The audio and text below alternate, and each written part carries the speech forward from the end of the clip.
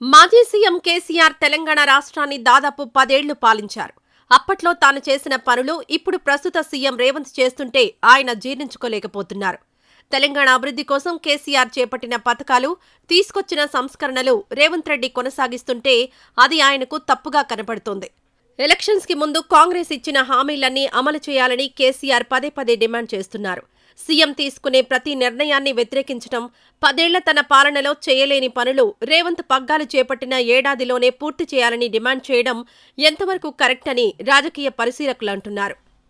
మొదటిసారి అధికారంలోకొచ్చాక మంచి పరిపాలనే అందించిన కేసీఆర్ రెండో దఫా అధికారంలోకొచ్చిన తర్వాత మాత్రం పార్టీతో పాటు ప్రభుత్వాన్ని కూడా పట్టించుకోవడం మానేశారు. ఒక ముఖ్యమంత్రిగా వారాల తరబడి అసలు సచివాలయంకే వచ్చేవారు కాదు. పార్టీ అధినేతగా నెలల తరబడి నేతలకు అందుబాటులో లేకుండా పోయేవారు. పాలనా పరంగా కానీ, ప్రజల్లో కానీ కేసీఆర్కు బదులుగా కొడుకు కేటీఆర్, కూతురు కవిత, మేనల్లుడు హరీష్ రావు కనబడుతుండేవారు.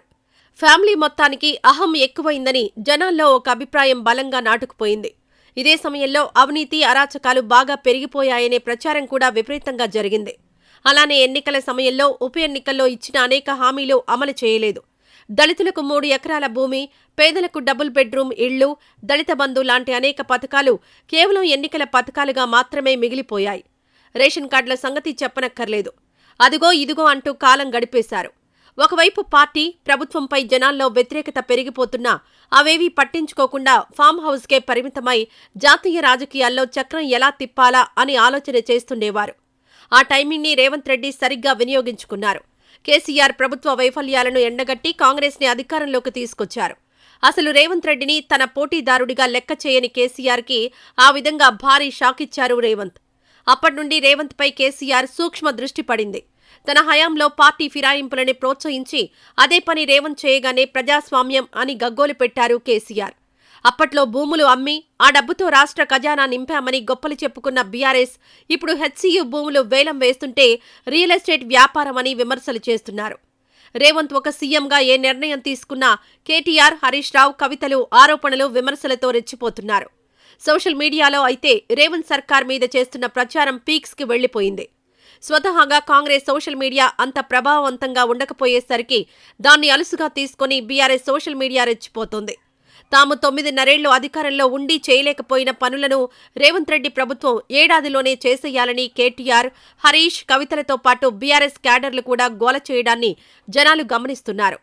కాంగ్రెస్ లాంటి జాతీయ పార్టీలో ఒక సీఎంగా అందర్నీ మెప్పిస్తూ నెట్టుకు రావడం అంత సులువేమీ కాదు. కానీ రేవంత్ రెడ్డి ఆ విషయంలో కొంతమేర సక్సెస్ఫుల్గానే పయనిస్తున్నారు. ఎన్నికల హామీలను అమలు చేయడానికి సాయశక్తులా కృషి చేస్తున్నారు. మొదటిసారి సీఎం కాబట్టి అనుభవం సంపాదించుకోవడానికి ఇంకాస్త టైం పడుతుంది. ఆ టైం ప్రతిపక్ష నేతలు ఇవ్వాలి. అంతేకాని హుటాహుటిన అన్నీ అయిపోవాలి అంటే అది ఎవరికీ సాధ్యమయ్యే పని కాదు. ప్రస్తుత సీఎం రేవంత్ రెడ్డి పనితీరుపై మిశ్రమ స్పందన ఉంది. ఒక సర్వేలో ఆయన పనితీరుపై దాదాపు సగం జనాలు సంతృప్తి వ్యక్తం చేశారు. నిజంగా అది గొప్ప విషయమే. అవినీతి గురించి మాత్రం పెద్దగా మాట్లాడుకోవడం లేదు. ఎందుకంటే ఏ పార్టీ అధికారంలో ఉన్నా జరిగేదిదే అని జనాల్లో అభిప్రాయం బలపడిపోయింది.